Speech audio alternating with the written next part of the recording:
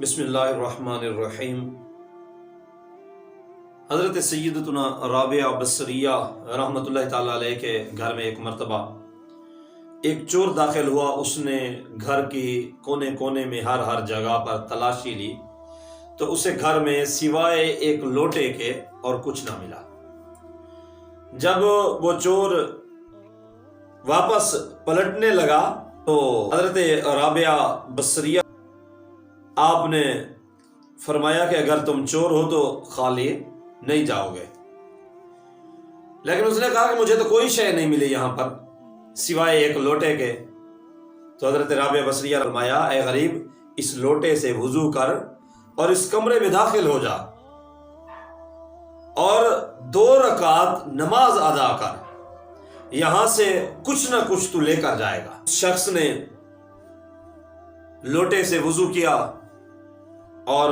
وضو کرنے کے بعد اس کمرے میں داخل ہوا جس کا حضرت رابعہ بصریہ رحمۃ اللہ تعالی علیہ نے فرمایا تھا، اور اس نے 2 رکعت نماز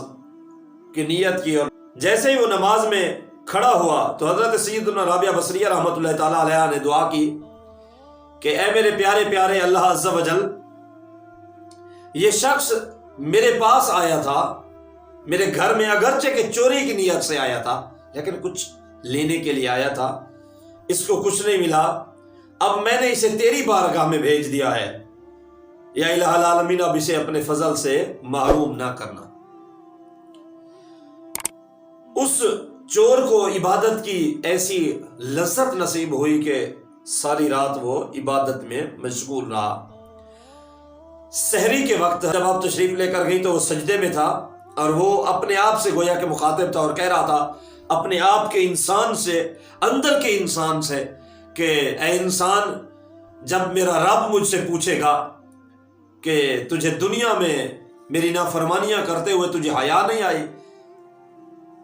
تو اپنے گناہوں کو میری مخلوق سے تو چھپاتا رہا، اب اسی گناہوں کی گٹھڑی کو لے کر میرے پاس آ گیا،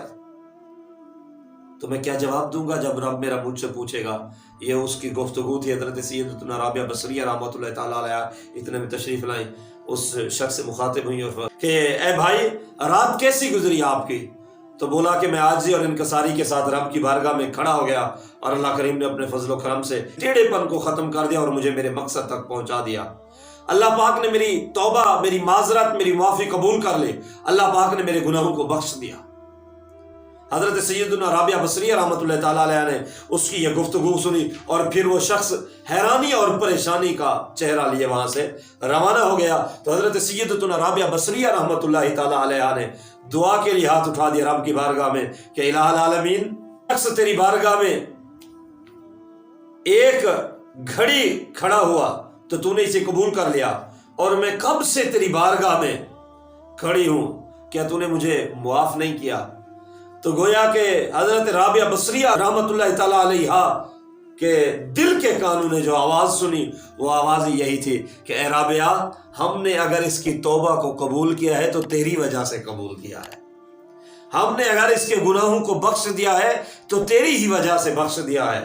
تیری وجہ سے اس کو بخش دیا ہے، تو سوچ تیرا مقام کتنا بلند و بالا ہوگا۔ تو بہرحال بزرگان دین کی ادائیں ہیں، یہ ہمیں بھی غور کرنا چاہیے، ہم رب کریم کی بارگاہ میں اپنا کون سا منہ لے کر جانا چاہتے ہیں اور کون سا لے کر جانا چاہیے، اور اس وقت ہماری کیفیت کیا ہے۔ اللہ کریم اس بی بی سیدتنا رابعہ بصریہ کے صدقے ہم سب کی بخشش مغفرت فرمائے، آمین۔